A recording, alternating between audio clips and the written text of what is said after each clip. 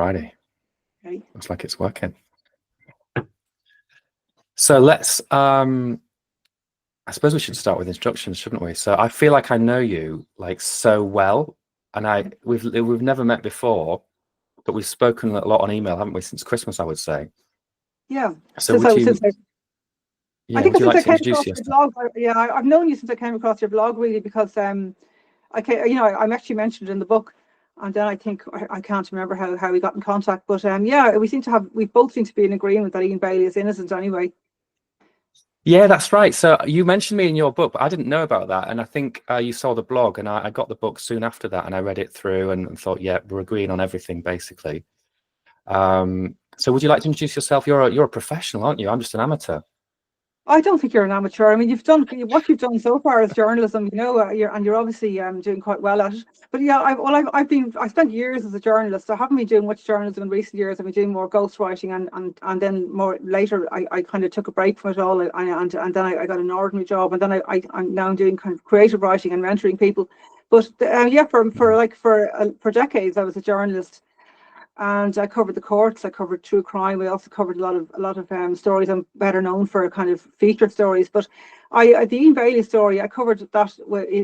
Not from the very beginning, but I remember it from the very beginning. It was a big. And then I was living abroad then during a lot of the early court cases. But when I came back, the story was still rumbling on, and he was still being blamed. And as far as you could see, there was no evidence. And I think it was in 2011 when I actually covered it for a newspaper, when I was commissioned to cover it, and at that point he was in university, and I tried to get an interview with him. So that's when I met Jules, and that's when I really got interested in the story. And I've listened to all my colleagues, and all the other journalists I knew thought he was guilty. And I could never get my head around why they were so sure. And they were believing the locals, but the locals would say he was guilty. But I'd say why? But basically because if you boil it down, he was a weirdo and he wasn't very likable. He was probably neurodivergent. We didn't know that much about that in those days. Yeah, I mean, like literally, it's only I think only in the past 5 years that people have been really talking about neurodivergence. And I think Ian Bailey was kind of he may have been a bit autistic, but he was masking it, as they say. People often do, a high functioning autistic person. So that would explain why he couldn't read the room when people were bored listening to his poetry, and he didn't know that. We all know people like that. I know, like I even wonder sometimes if I might be on the spectrum. I think maybe everyone is on some kind of spectrum. So yes, we're somewhere along the spectrum, and we all do things that no, I don't think there's anyone that is this mythical person who gets on with everyone. But Ian Bailey was sort of an outsider of outsiders. He didn't even have a tribe of people that understood him. He was cut off from his roots. He really was. Yeah. As a poet, Montague said he was cut off. He even said it. He was one of his employers, and he didn't like Ian Bailey, but he even noticed that Ian Bailey had been cut off from his roots in England, and he was a working class boy who got a scholarship, and he left the class system, and that he was over in Ireland on top of it all. But I mean, we have lots of English people in Ireland, and they get on very well with Irish people. Yeah. I think this idea that that Irish people don't like the British and we're all IRA, it's not, in reality, it's very rare to get someone he just dislikes the whole nationality based on the past. Yeah. But I think Ian Bailey he rubbed people up the wrong way for lots of different reasons, which are more to do with his individual personality, that and combined with being an English person or being an outsider. Yeah, I've worked in Ireland, Cork City and Dunleary and so on, and everybody's just so friendly. I mean, that's one of the things. You're so funny. You've all got your green eyes, haven't you? It's very, very hilarious. Like some of our best stand-ups are Irish, like Aisling B and others. They're just so funny and so quick, and just so warm and friendly. It seems that Ian. Just rubbed them up the wrong way, and that was even really before all this kicked off. I think we share a sense of humor with the British. I mean, at one point we were all one people, I think, and we are kind of essentially the same. It's just that, but I mean, we kind of have I couldn't understand too. We have this Monty Python sense of humor. I think, and I think sometimes. I mean, I lived in Italy, and the Italians have sarcasm, and the French have sarcasm. And they understand it, but for the Irish people to pretend they didn't understand when Ian was being sarcastic. And they didn't understand his black humour. I mean, it's not just an English thing; it's an Irish thing. It's a very Irish thing. Absolutely the same as the British. We have that. black humor and sarcasm. Yes, I thought you did as well. Jim Sheridan made quite a lot out of that and said something like, people literally didn't understand him, but I think they were deliberately I find misunderstanding it him. amazing that they didn't, unless unless they were extremely woke before woke was even a thing, because I know people who are woke don't get sarcasm, they really don't. But I mean, maybe before woke was a thing, these people were kind of uber woke, and like 30 Unlikely, years. isn't it? I mean, yeah, this was 96, 97, wasn't it, when all this was happening? Yeah, and the people behaved very naturally then. I mean, the sarcasm was definitely not. People wouldn't have been able to rub out sarcasm out of their. They wouldn't have been able to condition it out of their minds the way they can now. I genuinely think there are people who don't get sarcasm now because they've been so schooled to not offend anyone. That they can't. Yeah, they've always been AI schooled, like by AI to think like AI now. A lot of people have who are very woke. It is a bit depressing, isn't it? So just to give people an example, if they're not as close to the case as we are, there's one comment in particular that comes to mind where Ian was giving a lift to a young lad, a local lad. Malachy, Malachy, that's it. And he somehow came out with the phrase, "Oh, of course I killed Sophie. I hit her on the head with a rock," and all this kind of stuff. Which, yeah, I don't think anybody would have thought that was a literal statement, but it seems to have been interpreted that way by the mother, at least. I understand, yeah, a drunk man, like a man who was like, he would have been drunk, or he would have been a very emotional man anyway. To say something like that, it sounds like, it absolutely sounds like sarcasm. It sounds ridiculous. Yeah. It doesn't sound like anything but sarcasm. It doesn't sound like a serious confession to a crime. Yeah, and there was another case as well where he was drunk and emotional, and people were basically taunting him. Yes. And one woman played music, and it was, I think, probably would have been CDs in those days. She played it anyway, probably CDs on a sound system. But anyway, she started dancing and singing around to the music and shouting, "Ian is a murderer," in time to the music. And he got emotional. And he said, "Yeah, I'm a murderer." There was another case where he was crying in someone's arms and saying, "Everyone says I did it." I mean, these are things like. He went to a neighbour's house and he also said, "Everyone says I did it." These are the things that a person who was very emotional, who was taking a lot of abuse from people, and he really thought people genuinely believed he was a murderer. He knew they did, and it must be very upsetting for him. I can't imagine what it would be like for people to think you were a murderer. I mean, it must be very unsettling, and I don't know how I'd react, but I'd imagine that emotional outbursts would be very much part of it, and sarcasm and trying to say, "Come on, look, how ridiculous this is." I'm not. He had no connection with the woman, even. What motive? They haven't come up with a motive yet. Nobody's come up with any real, genuine connection apart from this of sighting through a window or something ridiculous. So maybe we should start. Yeah, gardening, and he just saw her maybe through the window. Maybe not even that. I mean, that's not going to generate enough emotion to do her in. So if we start at the beginning, so.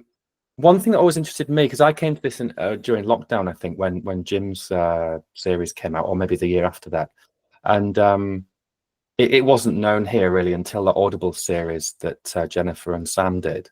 But what is it in Ireland about this? Why is it such a massive case? It's very famous, isn't it, in Ireland, and has been since the moment it happened.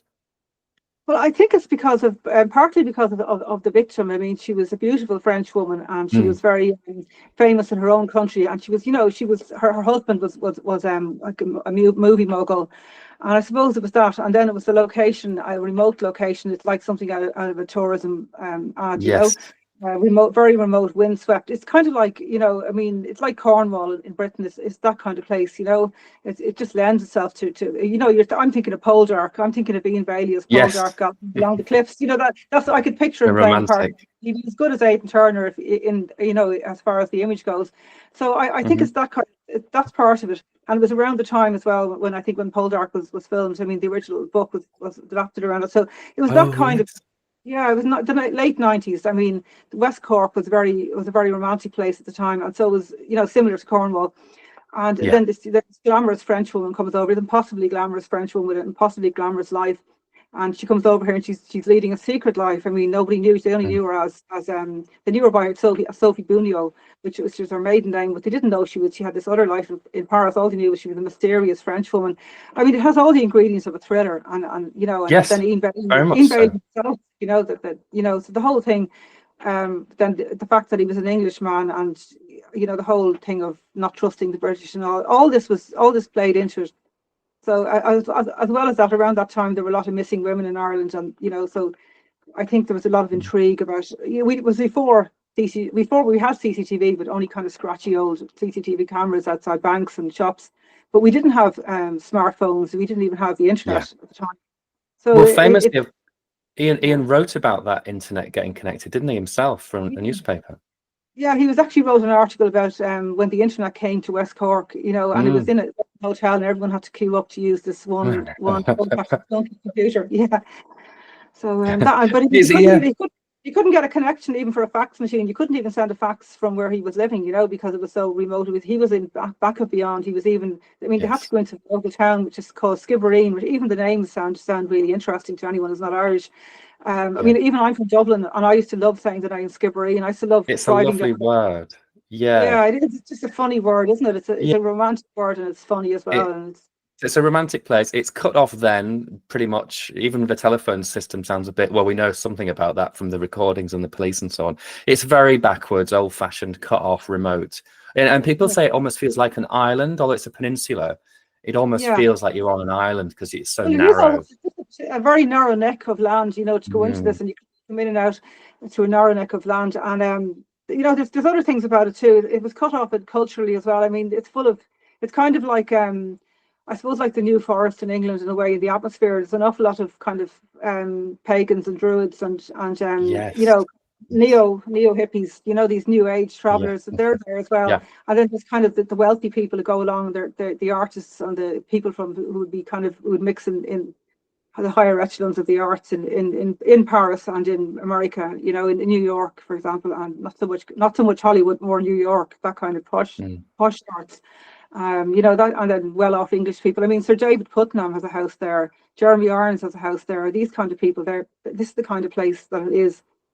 So it had all the ingredients of a very interesting story. And I'm surprised that a major Hollywood movie hasn't been made about it, apart from documentaries. And I think it lends a big movie with like on the level of time when when John B. Keane, the playwright John B. Keane's play The Field was filmed, with Richard Harris. I think it lends itself to a big feature. Big old-fashioned blockbuster, It's an obvious idea, isn't it? I can't believe they haven't, because like you say, it was a French producer, attractive lady, well-off, wealthy. It was at Christmas time, literally the day before Christmas Eve. It's had all the ingredients, and it was obviously a big shock and a big news story at the time.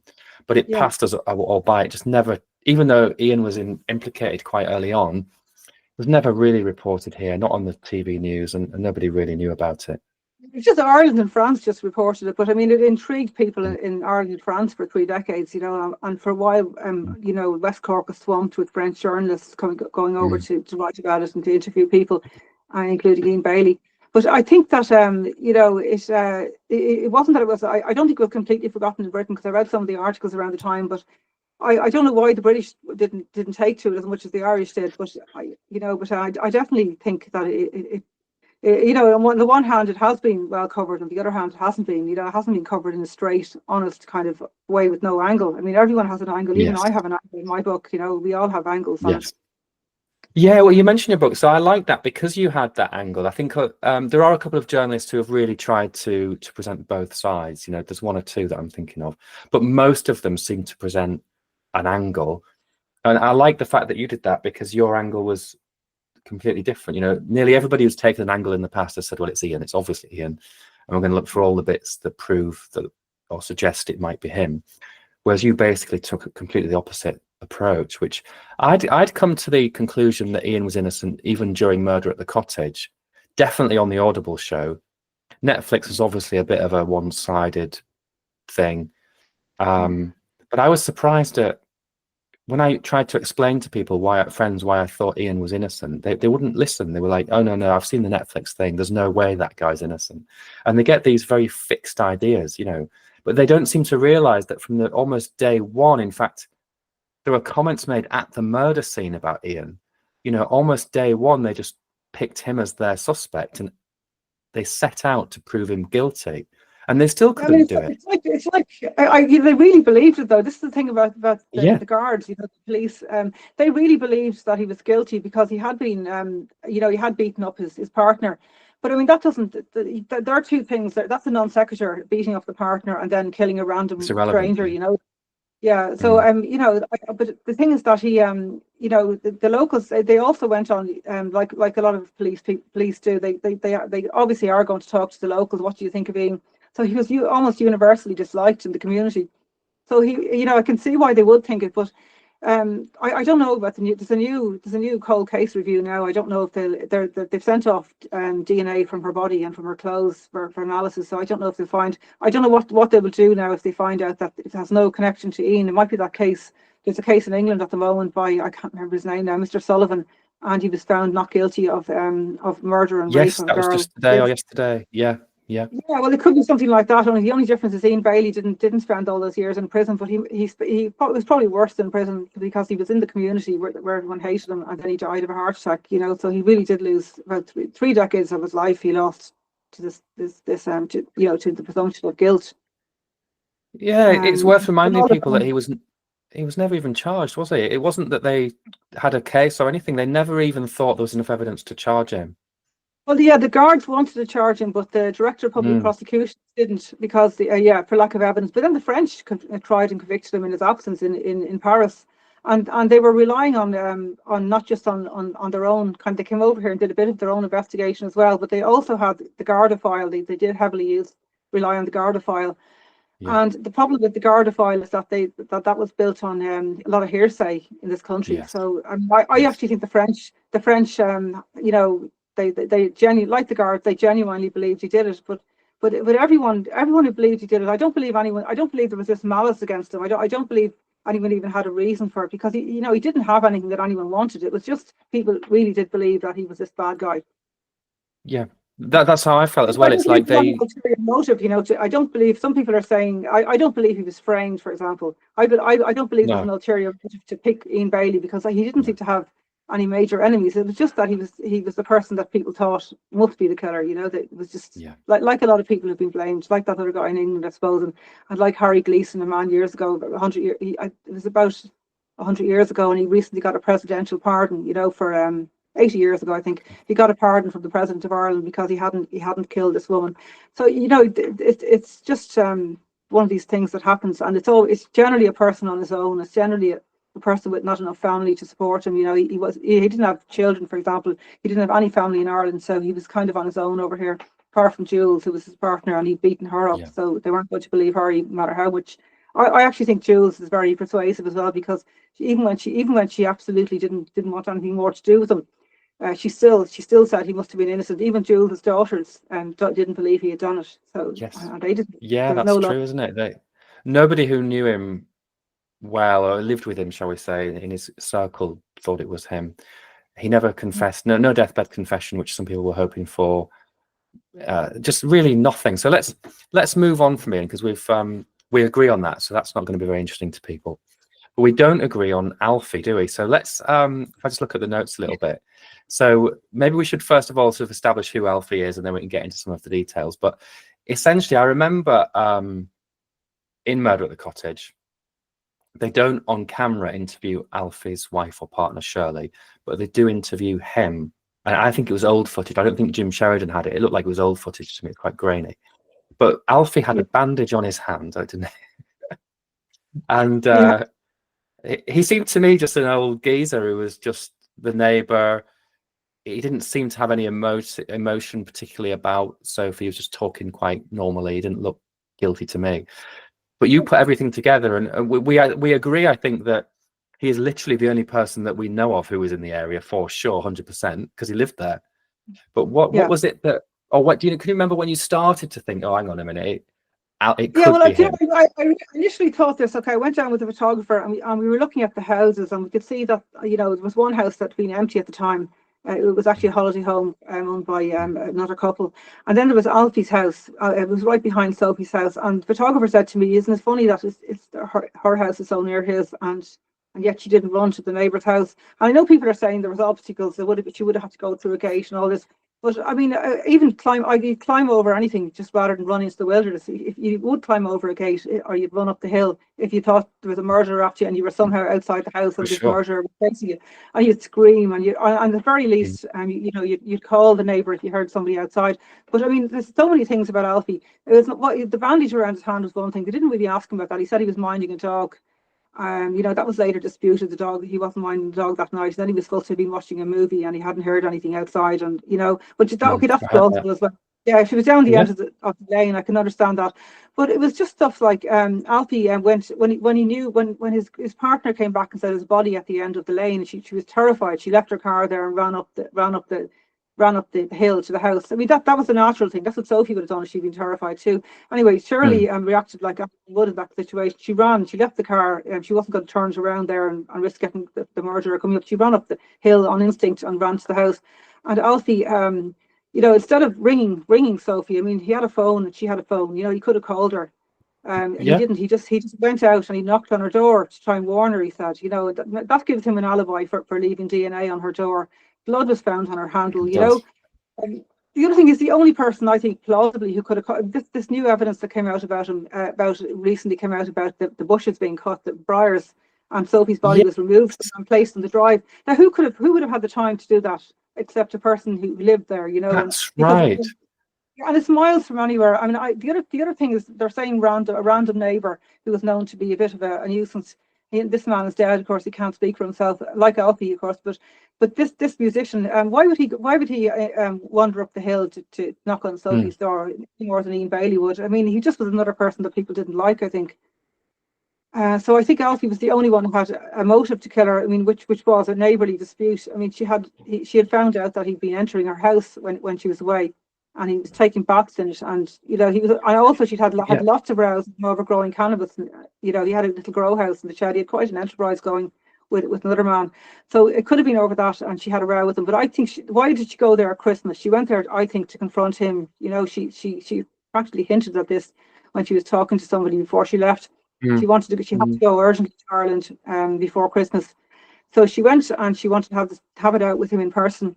And she probably marched down, confronted him at the gate when she saw him that morning. And she'd eaten her breakfast, so it was in the morning, it wasn't at night.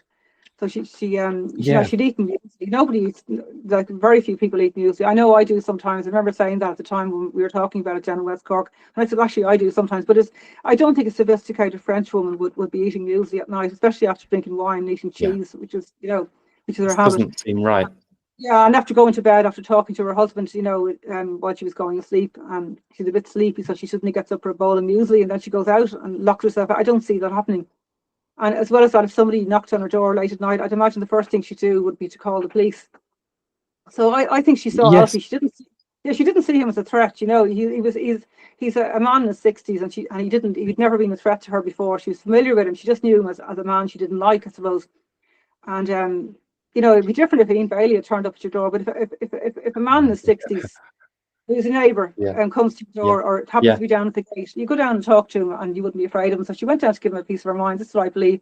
He probably had something in his hand, like the way people farming often carry things around with them. He probably had a tool in his hand. Maybe he was fixing a gate. Maybe he had a wrench or a hammer. And he just hit her in a rage because he had a bit of a hangover on him, from cannabis or wine. Mm-hmm. And then he thought to himself, what had he done? He must have been absolutely distraught, and he finished her off. And then he may or may not have used the rock. I think the big breeze block just happened to be there. I think that's a bit of a red herring, because sorry for any mixed metaphors, but it probably is a red herring, because it was there at the gate, to hold the gate open. Yes. I'd imagine. Yes, that's the only reason you'd have a breeze block down there. You wouldn't carry it down, even if you were a murderer. You wouldn't specifically carry a breeze block to hit somebody with. I mean, it's so bizarre. Too big, yeah. So wow, we've covered a lot of. But can you imagine even Ian Bailey saying, "Here, I know what I'm doing. I'm going to go to Alfie's shed, get a breeze block, and go down the lane to confront this woman." I can't see anyone doing that. It just doesn't make sense to logic. Yeah, it doesn't add up, does it? So we've covered a few things there. So it was a long time before I really accepted that the murder probably happened in the morning. I think a lot of the documentaries heavily imply it was 1 or 2 in the morning or some nighttime thing. But the evidence of the breakfast is convinced me. So we're saying I don't know if you want to come up with that theory, by the way. That was a famous. She's a famous forensic scientist. You know, she, I'm trying Yes, to remember her name now. Bridget. Yeah, Bridget Shapwee, yeah, or Shapwee, yeah, yeah. yeah. But she's the one who came up with that. I think she worked with the West Midland Police, and now she works with the organisation set up in France to investigate this, to look into this. You know, that was set up by Sophie's family.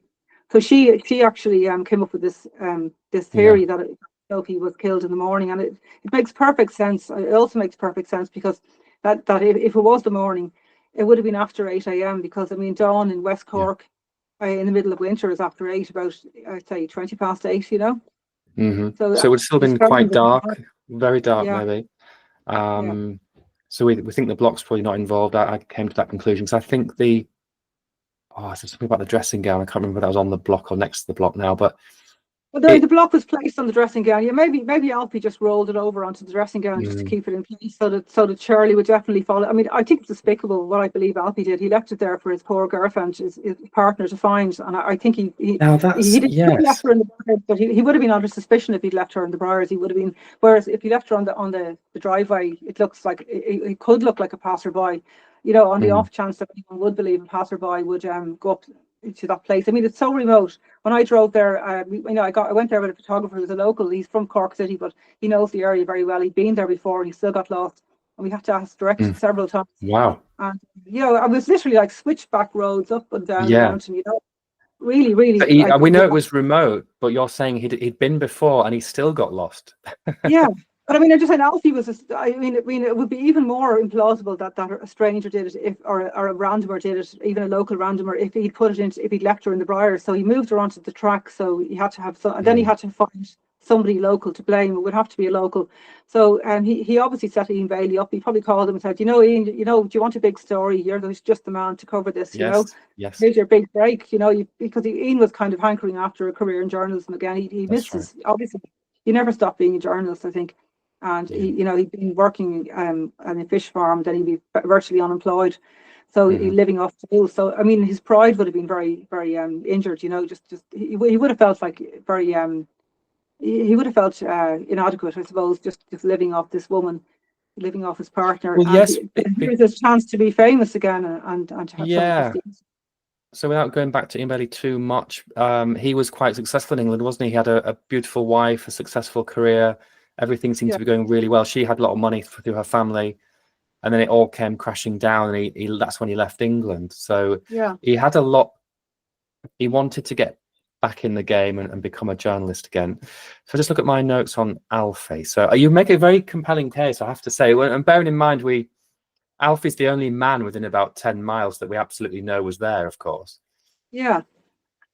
For sure. I just think he's the only person who could have done it. Not because not because I mean he probably never killed anyone before in his life. He probably was a No. mild man, but he just snapped and lost his temper, and then he covered it up. And then what he did afterwards was it was bad enough to kill somebody, but then the way he got somebody scapegoated. I mean, I think the only one who actually scapegoated anyone was Alfie. Yeah, the only one who deliberately scapegoated Ian. Yeah, that's interesting. He would have had to do that, and particularly sinister as well, sort of letting Shirley find the body and go through all that process and that fear and the shock of it as well. I mean, it was shocking to me. So on the Murder at the Cottage, it's all blurred out, but you can see that the stretched fabric and you can see the shape of a human, and it looks it's just appalling. It looks really sinister and spooky and creepy. Yeah, it's to actually have seen it. Yeah, and her head was bashed in. I know it's horrible. Yeah. I mean, it's like Yeah. we've heard this so many times now. It was very shocking the first time I heard it. I heard a woman in Skull. The first thing I heard the name Skull, and I thought I'd never even heard of Skull. Even though I live in Ireland, and the word Skull, and it was her skull that was bashed in. That's what stuck in my mind. To me, I thought this is like something out of a horror movie. And only it's real. And then I thought she's a mother, and she has a family, and she has parents, and brother and everything. She had two brothers, and she had a family, and to think of this poor woman to die so far from home and so brutally, Well, and then like of that. course the police messed up the crime scene considerably as well. I mean, obviously techniques were a little bit less advanced then, but they just didn't do the basics, did they? And it was winter and cold. Yeah, it wasn't. But I mean, there were a lot of mistakes made but they really thought they had their man when they saw Ian Bailey turning up. Anyway, I think they, that's. I think Yeah. I think there were mistakes though, but I don't agree with these people who are saying that there was a deliberate attempt to frame. And I mean the wild conspiracy theories, that some people have come out with, that it was a guard who's now dead. This kind of, he would have to be a handsome one, and he would have to be a womanizer. Of course, all the best it wouldn't work if he was just an ordinary guard, but he had to be a detective. A very handsome one and a womanizer. And then the other one was the French hitman theory. I don't believe there was any cover up, or there was any conspiracy. I certainly don't believe her husband set out to kill her. Even though I mean he was having an affair, but a lot of French men have affairs. I mean it's actually kind of more part of the the Sanko sets they have, like where they go out from 5 to 7. Yeah. Mistress, I know it's a known thing. I would hope that all French men don't think I'm blaming them or anything, but it's more accepted over in France than it is in Ireland or Britain. Used to be. Yeah, so I'm sure she knew about it. I'm sure Sophie knew about her husband. He was quite a lot older than her, and she probably accepted that. She was, I'm not sure they were that close. So there's rumours of them maybe splitting up, this, that, and the other. But it feels like she liked that time. Yeah, on he's a popular tour though. I mean, they spoke. They spoke. I think, but he'd become a friend. This thing, and they weren't planning to have a baby together. But she was speaking to him the night before she died, so she obviously did love him, but maybe she was kind of accepting that they were going to break up. And these kind of loose arrangements where you still love somebody but you've broken up with them. I mean, I can see that happening, but there's an awful lot of people who think in a very linear way, like, oh, he's having an affair. His girlfriend was soon after that got pregnant, and Sophie was over in Ireland. They just put it all together, and they can't see anything other than a big breakup, estrangement, and then they somehow put a hitman into all that. I don't know how they could jump. Yeah, that's what you do as you do when you're going to get divorced from somebody. You just hire a hitman. Yeah, there's assumption there that maybe because a rich person can easily access a hitman somehow, but there's a lot of. I can imagine it even more difficult for a rich person, a well-known rich person, because I mean, he'd be so well known. If you heard the hitman was blackmail. Yeah, I didn't asking in the pub. Yeah, does anybody know hitman? It's ridiculous, isn't it? And I think that partly this information vacuum, the messed up DNA, the lack of witnesses. It was the middle of nowhere. It was not the middle of the night, but it was certainly dark. It was winter. It's a vacuum of information, isn't it? And you can see why people have jumped to conclusions. But you made a point there about the linear thinking and so on. And people, in a lot of true crime cases, they seem to get a bit simplistic about things.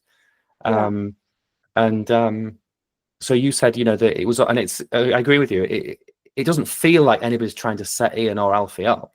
It's just they genuinely believed it was him.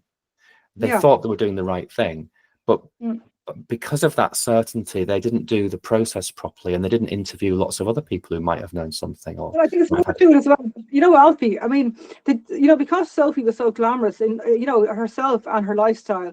I think it was also the fact that on her background, even she grew up in this kind of lovely part of Paris and everything. They don't want to believe that she was killed by this boring old man. This kind of a man in his 60s. Alfie's just not sexy, that's why they don't want to believe it was Alfie. It's not a good story, is it? It's not. It's too boring, and it's not doing her justice. As I think, ironically, they probably feel, and they won't even admit this to themselves because they don't mean it. But I mean, it just in their heads, this doesn't do this glamorous woman justice. Yes, exactly that.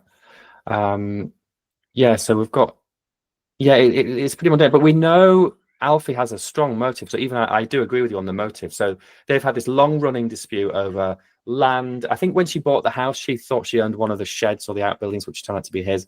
There's the cannabis growing. I was surprised that he had a bath in her house, but then people said, well, actually, he didn't have proper hot water running to his house back then. It was that run down. He couldn't have a bath in his own house without a lot of trouble. I think the tank would be acting up sometimes, and they were all on, the plumbing wouldn't have been great. The houses, they're on hills, really remote from everywhere. There wouldn't have been mains water. It would have been from a well, so. And usually with a cluster of houses, there's one well to serve the cluster of houses, and there were only 3 houses there. One of them was vacant. So I'd imagine they had lots of problems with plumbing. And I'd say, everything was the heating, the toilets, everything. I mean, that would have been the thing. My dad was a plumber actually, so he'd know about this. I asked him about this years ago, and he said about the plumbing would have been just the thing there. They wouldn't have like that. You'd need to have somebody who was very good at. You'd need to have a plumber handy, because the old houses on a hill, remote from everyone. You know, there wouldn't have been a place where he could have relied on hot water, you know. So not like Yes. now. I mean, you know, it's just at the time. And as well as that, I think people were they were more relaxed about, you know. I actually think I was talking to another ex-colleague, and he has a holiday home, and he said once he woke up, when he stayed the night there with his wife, and he brought her down, she said never again we're selling that holiday home, because one of the neighbours had come in and had cooked them breakfast, and he was standing at the end of their bed. I mean, this would be Oh my God. my worst nightmare. And he said, that's normal in the country. You know, everyone walks into everyone's houses, and you know, he comes in and uses the shower sometimes, and he uses our kitchen, and you know, we'd use his. But this, like, you know, but like Sophie didn't get that. Obviously, I wouldn't get it either. I wouldn't like it either, and the photographer's wife that I was talking to didn't like it. But I'd imagine that Sophie was furious, but Alfie didn't see anything wrong with using her bath. You know, it was just. And he didn't see anything wrong with growing cannabis and on the land in a place where he'd lived long before she arrived, you know. So all he saw was this little woman coming down the hill to argue with him. He just lost, and he was probably had a massive head on him, you know, a hangover, and he just had to. He just lost his head basically and hit her, you know. Yeah, you make a good case, and I've just been looking at the notes there. I think we've covered most of the points I'd thought of beforehand. But I suppose the big question, then you make a very logical case. It all hangs together. We know Alfie was there. He's the only person we know for sure, apart from Shirley, who was definitely in the area and completely undisputed. So why doesn't everybody else think it's Alfie? Why are you in such a small group? Why are they all still believing it? There's not many of them. I think Alfie was very popular. You know, he was just a very affable person. And I mean, obviously, it probably was his first crime, but or apart from the cannabis crime, we think it was. Doesn't really count, you know. But I mean, it was his first violent crime. I'd say he was never violent before. I mean, I'd imagine a woman like Shirley wouldn't have stayed with him if she thought he had done it either, and she wouldn't have been with him. You know, she was, you know, a retired teacher, you know, retired art teacher. So I don't think anyone would believe he would do it. Nobody believed it, and no one could even fathom Alfie doing it. He was a successful businessman. He'd originally come from Dublin, and he had a few restaurants, and he had at least one major restaurant in the area. I think he had a few businesses in the area. He's always on hand to help out when there was a charity, you know, a charity fundraising drive. He'd always help out and give them sponsorship. He'd help the local football teams and that sort of thing, at the local boat race. So he was just a very popular, very friendly Mr. Community, you know, Mr. kind of. If they had a mayor of West Cork or a mayor of that peninsula, it would have been Alfie, you know. The opposite of Ian in a way, you know. He's Mr. Popular. Yeah, he was very good at networking, but it was a natural thing for him. You know, he wasn't charismatic, but he was just friendly and likable and approachable and unthreatening. Really, you know, that's exactly how he comes across in that interview. Is just quite softly spoken, calm, friendly, all of those things. Like I never for a second, I don't even know when I first heard it might be Alfie. I don't know if it was you or somebody else, or if I just thought, look, he's the only guy here in the area, and I just can't believe it's him. He didn't seem frail, but he was old, and he was, you know, he was old. I mean, he couldn't have been frail living out there. He would have been quite wiry, like an awful lot of men are, you know, quite strong. Even if he was, you know, even the kind of older ones, like 60 wouldn't be, in his 60s wouldn't have been old. Even now, even then it wouldn't have been old. But I mean, there's men in their 90s who are full of energy, and they look skinnier than Alfie, you know, out in the country, because you have to be kind of tough to live out in a remote place. It's basically a farm, isn't it? It's a very hilly, a lot of sheds and outbuildings, and lots of work to do to keep that place going, I think. Yeah, you'd be always chopping wood, or you'd be fixing a wall that's fallen down, or chasing an animal out. You know, you have to be handy with a shotgun as well. You know, in case not for people, but for you know, foxes and everything. So I'd say he would be quite resourceful, quite tough. You know. Yeah. Unlike Ian Bailey. Ian Bailey wasn't tough at all. Ian Bailey was one of these big soft men, you know, that he just looked big and tough, but I don't think he was. I think he was a big softie. Yeah, he was tall, wasn't he? But he had it seems to me he struggled with that Christmas tree. You know, he had a bit of a job getting the top off that Christmas tree. He had to get his partner, his daughter, to help him, you know, and I mean, the poor girl had to help him carry. But so exactly. Well, an awful lot of big people as well. I you know, they're often not strong. You know, I often notice this. I mean, I've covered one of the strange things I covered when I was doing tabloid reporting was bodybuilder contests, and you know, this guy was telling me once, he was a photographer, but he knew them all, and he said these guys, he said they couldn't even lift a dumbbell half the time. You know, they're very weak. They're just full. They're all muscle bound. Ian Bailey wasn't muscle bound, but he was one of these just big soft guys. He played rugby for a while. Rugby strength is not the same as farmer strength. Yeah. Farmers are very skinny. Farmers are much. Another thing, this years ago, I knew a guy in the army. I used to date him, and he said something about the army cadets and the jockeys, the stable lads who used to work in all the racing yards, and the jockeys. But they were the stable lads were small. They were future jockeys. Like most of them were well under 5'8" or smaller, whereas the army cadets were big guys over 6 foot. And they used to always have a fight every weekend in Kildare town in the Midlands, which was near the army barracks. It was also near the racing yard, and the stable lads used to win every time because they were little wiry country guys. Yes. Yeah, it's an interesting point, isn't it? Yeah, that they had the strength, maybe because they were a bit smaller and more compact and a bit less kind of gangly and awkward, Jack Russell versus St. Bernard or something, it's like Jack Russell. That's exactly it, isn't it? The big dogs are always calm and soft, and the little dogs are fierce. Yeah. Yeah. So what? I wonder where this goes next. So we know Jim Sheridan's making a film, a slightly interesting angle on it, where there's going to be a jury case, and maybe one of the jurors is sort of looks a bit like Sophie and somehow takes her point of view into the trial, which is a bit interesting. But he's got all that coming out. I think it's coming out this year. It's gone quiet for the moment. But where do you think this goes next? So this cold case thing, it's been open for years. It feels to me like it's never going to finish. But I don't know whether you know anything better than that, or from your sort of local knowledge. I don't know. I hope it won't all fizzle out. I think they'll probably find that they haven't got any evidence that Ian Bailey's DNA is on it. But it won't be enough for people to believe he's guilty. They'll say some reason that his DNA wasn't left. They'll say he used gloves or something like that. And he covered himself. He would have to cover he would have even had to worn a hazmat suit probably to not leave traces of himself. It's so much blood. Yeah, but even his clothes, even if he covered himself head to toe in a hazmat suit, there would have been fibers off the hazmat suit which would have touched him when he was putting it on. So I mean, there's no way that he could have that he couldn't have. There's this famous detective over here. He's He's retired now, Detective Pat Murray. He said every contact leaves a trace. So, if you think of that, even if you cover yourself head to toe in latex or something like that, you're going to be touching the latex when you're putting it on. Even if you wear gloves to put it on, you've touched the gloves, and then the gloves are touched. So if they don't find a trace of Ian Bailey, I think that'd be conclusive evidence that he didn't do it. Now, they won't be happy until they've. I don't think some people will ever be happy, even if they found Alfie's DNA all over it. They still say, "Oh, he must have tried to kill Alfie first." They'll have to do it. They say, "Poor Alfie had to fight him off before," and in secret, in tears. So I found my approach to this changing a little bit. So I think when I first started looking at this, I just thought, oh yeah, there's a lot of evidence out there. So a lot of it's available to us for various reasons. There must be a solution hiding in this evidence somewhere. And I never got anywhere. There's people that we know who are investigating this really in almost like a forensic way who haven't got anywhere either.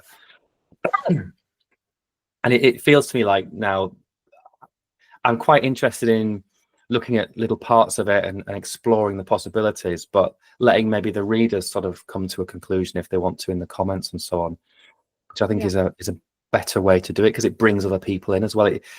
What I don't like is setting myself up as some kind of messiah who can just look at some facts like Poirot and solve it. Because as soon as you try and do that, I just decided to put an alternative view. But I absolutely be the first to admit I'm certainly not an expert, and I could be completely wrong about Alfie. And oh God, forgive me if I'm wrong about him. But I just think he's the only person that could have done it. He was there.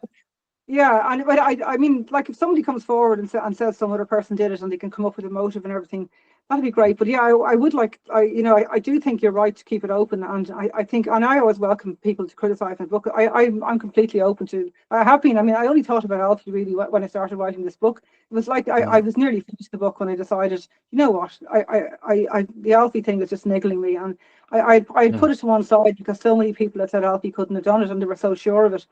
And I mean, I was really believing them, because I thought, how could they all be so sure that Alfie didn't do it? It just he didn't seem like the sort, like what everyone's saying now.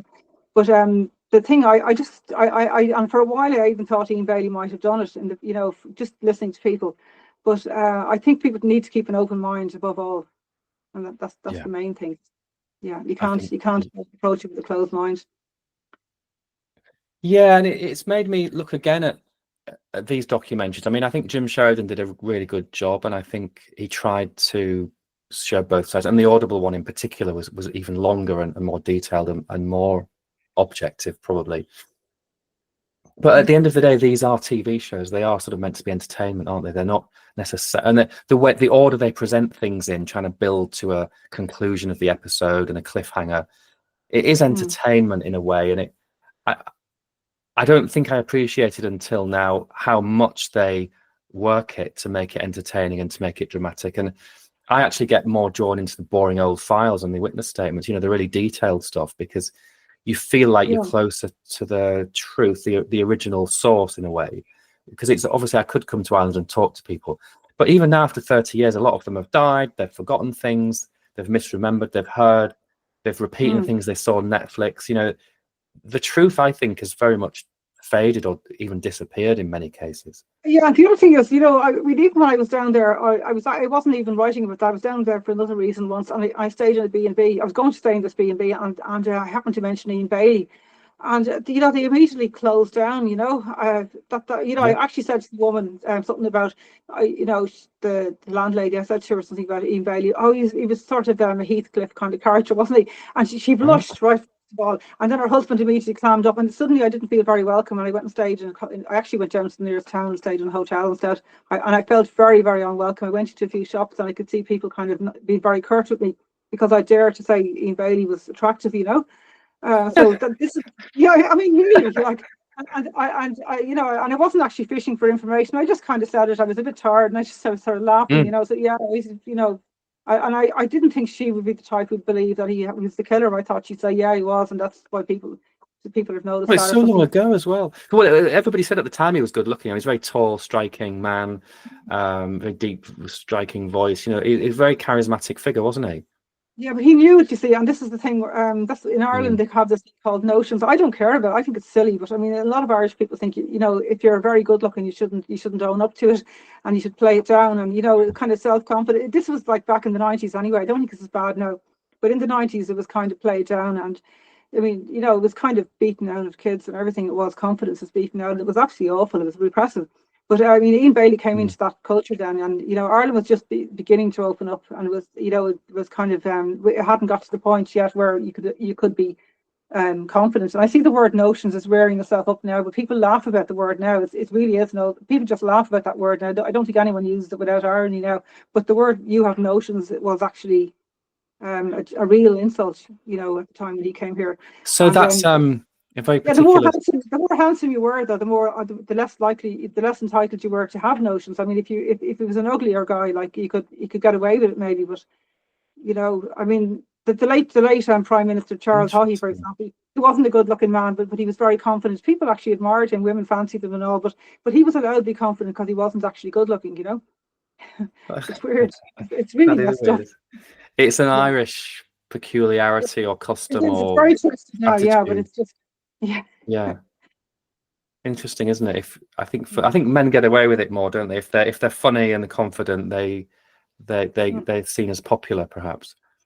Yeah, I suppose Alfie was funny. Alfie was funny and confident, but mild mannered. He was like he kind of ticked all the boxes for Mr. Popular, whereas Ian was this big braggart.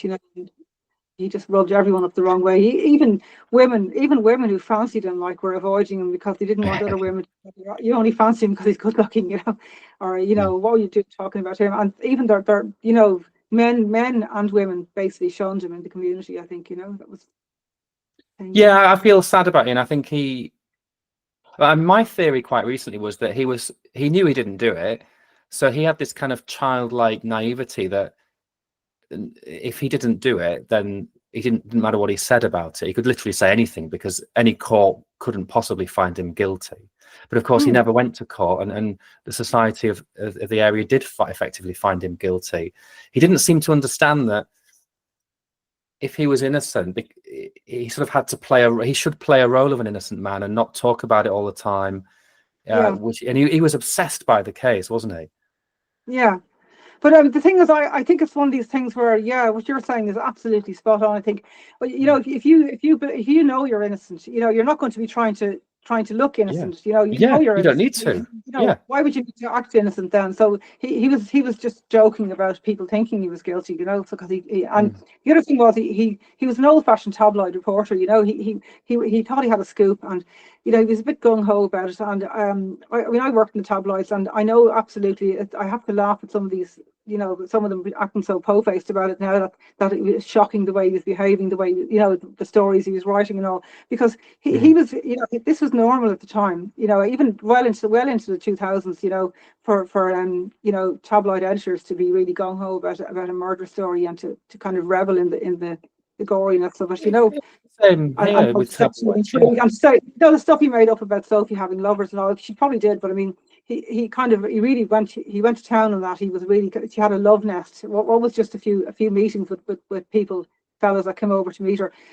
It became a love nest, you know, and you know, so she was having affairs and she was going to leave her husband and all. But this was typical tabloid stuff at the time. Yeah, it was the same here. There's a lot of made up stuff. We've got all the phone hacking stuff now, and they were always Yeah. either trying to catch people out or make more of little things than was really the case. And that happened here. And Yeah. I don't think an objective person would criticize him for jazzing up the case and making the stories sound really exciting because Yeah, they wanted to sell newspapers. yeah, especially when his career it hadn't been going so well, you know, and this is big. Mm. This is his chance now to make a career for himself again, to get back into journalism. So yeah, and Even he that like, aspect, you know, the fact that he was a journalist or a one to meet, and literally was on the doorstep. He was the first person that Eddie Cassidy called that day. yeah, You he know, you must have could have, felt he won the jackpot, you know, and then suddenly it yeah, all went sour. Yeah, for about a week, he was like the hero who was going to make his fortune, and then he gradually got the feeling that they were actually looking at him as the suspect. That must have been bizarre. If you know you're innocent, and that it's just crazy. yeah. I mean, as his solicitor said, Frank Buttimer said, it was a Kafkaesque nightmare for him. It really, Mm. it's your worst nightmare to be accused of something, a crime you didn't, a really horrible crime that you didn't commit, and then to have people really believing that you did it, and all the while he was just doing you know, he must from the elation of getting a great scoop Yes, to suddenly yes. finding out that he was being blamed for it. It's such a reversal, isn't it? And Yeah. I mean, I always think something I've thought of. I mean, it's always possible, but I mean, how many cases are you aware of where the journalist or the main journalist turned out to be the killer? I mean, that's like an Agatha Christie plot, isn't it? I can't think of a Yeah. single example. No, I don't. I think that probably the journalist will be the least likely to be a killer. You know. Yeah, You know. it's ridiculous. There's so much about it that's ridiculous, but people do have these very strong views just based on a couple of documentaries and a few newspaper articles. But Yeah. so that's about an hour now, but I don't know how long you've got, but we've covered the main stuff. I'm going to think about Alfie again. I mean, let's face it, he's the only person in the area, so I mean, it could be him. You know, it could have been this random person, but we've said already how remote it was. It was really, really remote. It's hard to convey just how remote that area is, Yeah, isn't it? I wish I could convey it. I mean, even now Mm. it's still remote. But I saw it in 2011, and actually the French team came over. A group of French investigators came over, and they tried to walk the route, and they kept getting lost. And I mean, and they were, you know, Mm. they're walking across the rough ground. They were trying to walk the route Ian Bailey walked. And actually, I spoke to Sophie's uncle, Jean-Pierre Gazot, and he said that he tried to walk it, and he said he did it in 32 minutes. I think he said half an hour anyway. And he said if I could do it, that Ian Bailey could do it in much shorter because he's a fit man. But I mean, you know, it doesn't work like that on a cold, icy night. And you know, he In the would. dark. On top of that, Ian Bailey, I asked him, was he drunk? He wasn't. But Ian Bailey was drunk. You know, I wasn't. You know, I was meaning that, like, do you ever try it while you're drunk? Because Ian Bailey was Yeah. absolutely. He was so drunk that Mm. a guard came forward to say that he was going to try and ambush him on the way home to catch him for drunk driving because he, That's you right. know, Yes. so he was extremely drunk, you know, and he'd gone back, and he had Alfie had a deadline. He'd had this article that he was struggling with. Now people are saying he wasn't a proper journalist if he was struggling to write an article. Well, you know, I think if he was on the spectrum and he found this article boring, you know, even like I'd find Mm. it hard to write something I find boring. But I mean, if somebody Yes. was severely autistic, which I think he may have been, you know, a high functioning but Mm. severely autistic man, he would have found it so hard to write this article because it was so boring and it's about a subject that he found difficult to grasp. I mean, he didn't know a thing about the internet. I mean, you know the way you get a person in their 80s and they don't know how to use a smartphone. Well, he was like that, you know, at the time because he'd never he you know, he was still using shorthand. You know, which I learned how to use shorthand too. He was still using shorthand and notebooks, and suddenly he had to write an article about computers, as he called it naively. Yes. You know, just. I don't think he even would have known the word internet. I don't think he even hardly used that word at the time. So he was struggling with this really boring and really difficult task. And for him to get up then and walk across the moors, you know, like, you know, walk across the mountain, it was basically a mountain with all rough countryside, or else go around the long way around the road, or else drive around, and the roads were icy as well. So I can't see it, you know. He would have gone into a ditch if he tried to drive it, and he would have fallen, you know, to his death maybe. He would have fallen into a rat hole or a foxhole if he tried to walk it as well, you know. I mean, I nearly broke my ankle a few times. You know, and I'm very careful, you know. And I was walking across the scrubland, and you know, your foot goes into a rabbit hole, and it's uneven. You know, yeah, you slide, you go into briars. So it's so. The other thing about the briars as well. I mean, the Christmas tree would leave scratches. I mean, anyone who's ever tried to cut down conifers, I have a few times, and you know, like they do kind of leave you with little marks, you know, little kind of. Like they could look like briar marks, I suppose. You know, I don't know, but I mean, I'd imagine they would. But I often got the sap. The sap stings your skin, and it leaves kind of welts in your hand. You know. Yeah, that's true. That's true. And then there's comical drawings they did of his hands. There's no photographs of these scratches, and there's a rough outline of a hand with like 3 lines across it or something. It's almost like it's just ridiculous, almost. You know. The other thing is that some people saw these scratches on his hands before Sophie was killed as well. You know, and there was also the evidence that Jules, his daughter, was helping him to bring it to cut down a Christmas tree and then drag it down to her grandfather's house. So, and they had one for the house and one for the grandfather. So, you know, you would be bound to, even if there were no briars around. I mean, the sharp edges of the wood of a coniferous tree, of any tree, is very sharp, and you'd have splinters and. You know, it doesn't have to be briars. You know, anything sharp or anything would do that. I mean, I don't know how they got the idea that fir trees or pine trees wouldn't leave those marks, because honestly, they're thinking of the light, soft leaves. But I mean, if you're cutting it down, you're going to have loads of sharp bits of wood sticking into your arms and your hands. Yes, exactly. Yeah, we can sort of pick apart just about any part of that evidence, and it's such a shame that they didn't really honestly try to find evidence against anybody else, even Alfie or anybody. It's all about Ian, and it all seems very thin, even after all this time. So I don't know how we wrap this up. I think I suppose one final question might be, you know, what do you think should happen next? What do you think will happen next? Do you think we'll ever? I don't think we're ever going to get there now. Not really.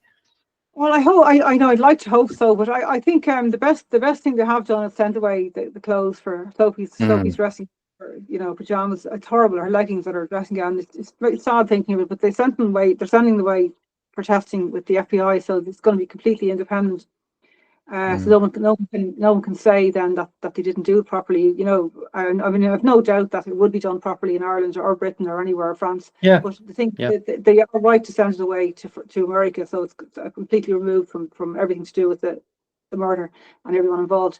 So, you know, if they get it, I'm just hoping that they will. I think DNA is the only hope really now of solving this. Yeah. It seems that way.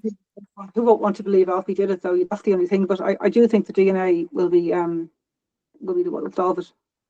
If they do find DNA, that would be an absolute bombshell, wouldn't it? But it's kind of sad in a way, isn't it, that to think that her clothes, her bloodstained clothes, are still available. They're still in storage, you know, after all this time.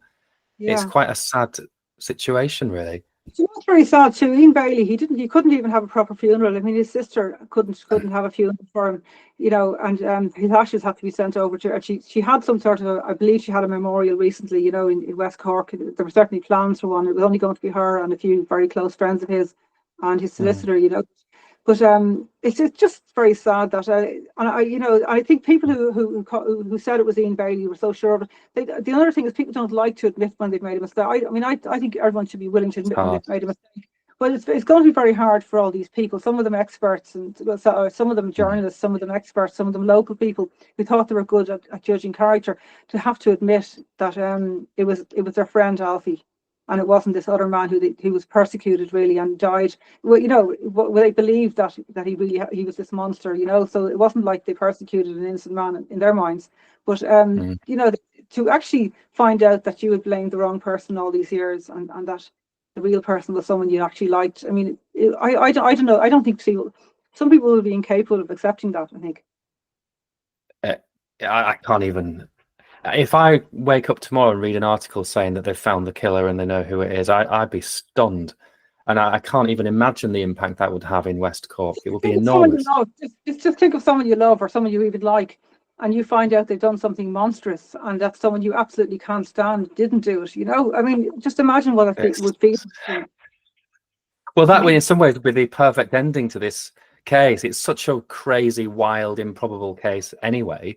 If you take all the different bits, for it to end 30 years later with some kind of mild-mannered neighbour being the killer with proper evidence against him with DNA, but at least that would be a nice Hollywood finish, wouldn't it? Yeah, it wouldn't be the most glamorous ending, but I mean, I think it would be the most. Yeah, I know it doesn't. The way the deathbed confessions and all this of the dead detective was supposed to have confessed on his deathbed, and the other guy and the musician and all this. These things happen in Hollywood movies. That's more Hollywood. But if you want to get away from it, if AI wrote a movie about this, it would have deathbed confessions, because AI works on cliches. It trawls the net for all the cliches. But if a human being wrote a really good thriller about this, and based it on fact, it wouldn't be the deathbed confession. It would be the mild-mannered neighbour, and it would be more interesting, I suppose. But it wouldn't be. It just would be still very unpalatable to people in you, Alfie. Yeah. Cool. Oh, that was really nice talking to you. I'm going to stop the recording in a second, and then we can wrap up. But yeah, have you got anything else you'd like to add or reflect on? I just want to say, I'm delighted that you took this up, because you obviously, you've the Crime Guy blog is really fascinating, and you've taken up a few of these stories, and I think it's great that you're in England and you took it up, because not enough people in England really followed it, and Ian Bailey is from England, and he was kind of forgotten about, I think. So I do think it's great that that also that you're looking at it with an open mind, unlike an awful lot of people who can't seem to see beyond Ian Bailey as the killer. No, I've enjoyed it. You're actually more objective than I am, which is great too, because I started off objective. For a while I was steered towards Ian Bailey as the killer. It's very hard not to get steered towards this one. Everyone you love, you like and respect, works in newspapers. These people that I kind of looked up to all believed it was him. So it was very hard for me not to get swayed over towards thinking it was him. And for a while I was wary of him. I remember being relieved when he couldn't meet me, even, this sort of thing. Because I mean, people were saying to me, "Aren't you lucky you didn't meet him?" A lot of women find it very intimidating, What it reminds me of? I know this is awful. It sounds very irreverent. But Father Ted. The bit where the episode with the sheep, where they're trying to frighten a sheep.